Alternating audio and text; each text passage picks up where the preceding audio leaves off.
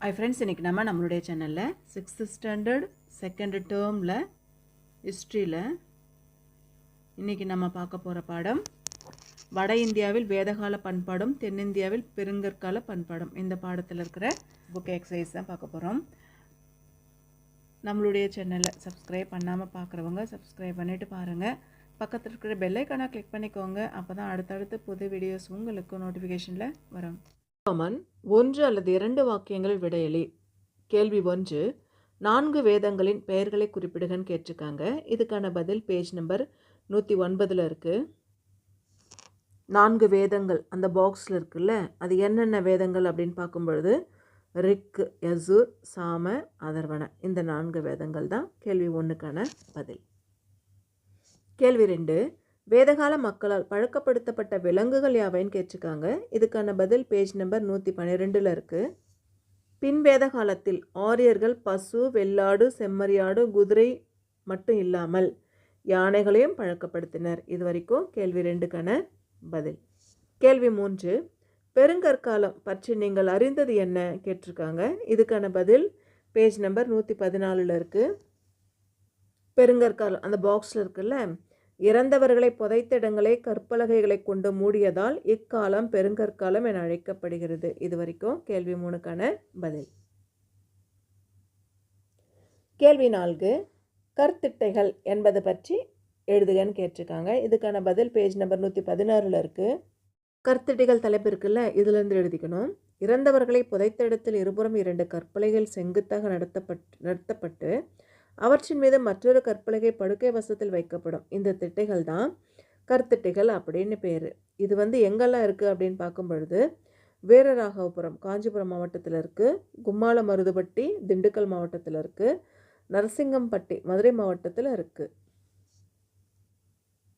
கேள்வி 5, முதுமக்கள் தாழிகள் என்றால் என்ன? இதுக்கான பதில் பேஜ் நம்பர் 116 இருக்குது.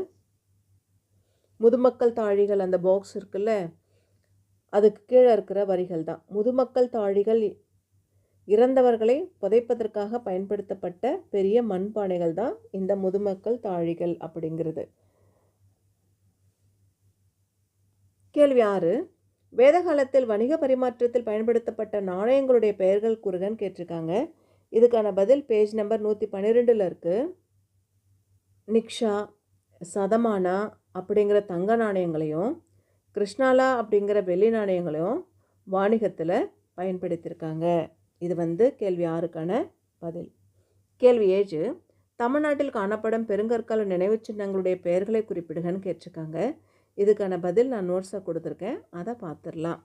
கேள்வி 7க்கான பதில் முதுமக்கள் தாழிகள், கற்திட்டைகள், நினைவு கற்கள், நடுகற்கள். 7th ரோமன் கீழ்காண வினாக்களுக்கு விடையளி. 1, கொடுமணலில் உள்ள தொல்லியல் ஆய்விடம் குறித்து சுருக்கமாக எழுதுகன்னு கேட்டிருக்காங்க. இதுக்கான பதில் 116 பக்கத்தில் இருக்குது. கொடுமணல் ஈரோடு மாவட்டம் இருக்குல்ல, அந்த பேராகிராஃப் ஃபுல்லாக எழுதணும்.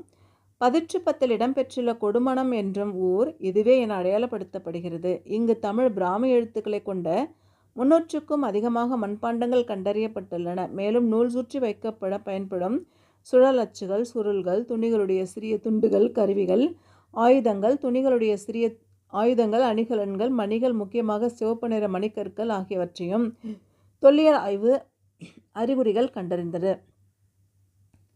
புதைகுழி மேற்றுக்கு அருகே காணப்பட்ட நினைவுக்கள் பெருங்கற்காலத்தை சேர்ந்தது என கணிக்கப்படுகிறது. இது வரைக்கும் கேள்வி 1க்கான பதில்.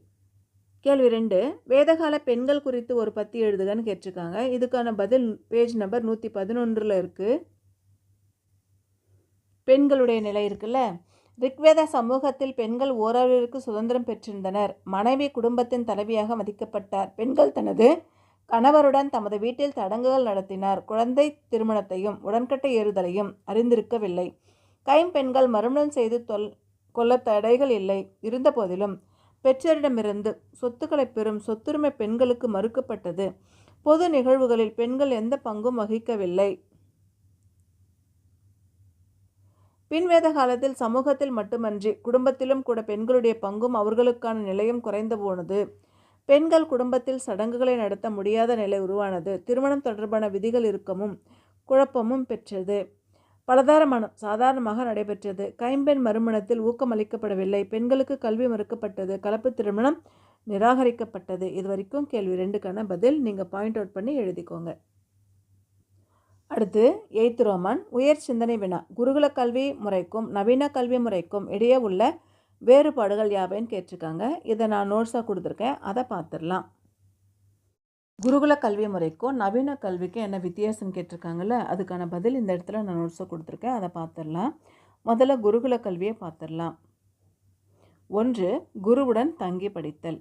அங்கே தங்கி அவங்க கொடுக்குற சாப்பாடு சாப்பிட்டுட்டு அங்கே இருக்கிறது ஒரு ஆசிரமத்தில்.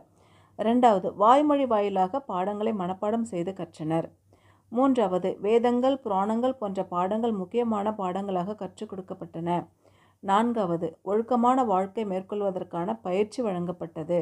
5வது பாயிண்ட்டு ஆராய்ச்சிக்கும் கண்டுபிடிப்பிற்கும் முக்கியத்துவம் தரப்படவில்லை. 6வது பாயிண்ட்டு பெண்களுக்கு கல்வி மறுக்கப்பட்டது. இது குருகுல கல்வியுடைய முறை. அடுத்து நவீன கல்வி முறை. இதை நீங்கள் பாக்ஸ் மாதிரி கூட நீங்கள் போட்டு எழுதலாம். 1 மாணவர்கள் வீட்டிலிருந்து பள்ளிக்கூடங்களுக்கு சென்று ஆசிரியர் உதவியுடன் கல்வி கற்கின்றனர். 2வது பாயிண்ட் மாணவர்கள் புத்தகங்கள் மூலம் கல்வி கற்கின்றனர். 3வது பாயிண்ட் அறிவியல் சமூக அறிவியல் கணிதம் கணினி மற்றும் மொழி சார்ந்த பாடங்கள் கற்றுக் கொடுக்கப்படுகின்றனர். 4வது பாயிண்ட் வேலைவாய்ப்பை முன்னிலைப்படுத்தி பயிற்சிகள் வழங்கப்படுகிறது. 5வது பாயிண்ட் ஆராய்ச்சிக்கும் கண்டுபிடிப்பிற்கும் முக்கியத்துவம் தரப்படுகிறது. 6வது பாயிண்ட் ஆண் பெண் இருவருக்கும் ஒரே விதமான கல்வி வழங்கப்படுகிறது. இது வரைக்கும் குருகுல கல்விக்கும் நவீன கல்விக்கும் என்ன வேறுபாடு இருக்குது அப்படிங்கிறத பார்த்துருக்கோம். பாடத்தில் இருக்கிற புக் எக்ஸசைஸு வினா விடைகள் எல்லாமே பார்த்துருக்கோம்.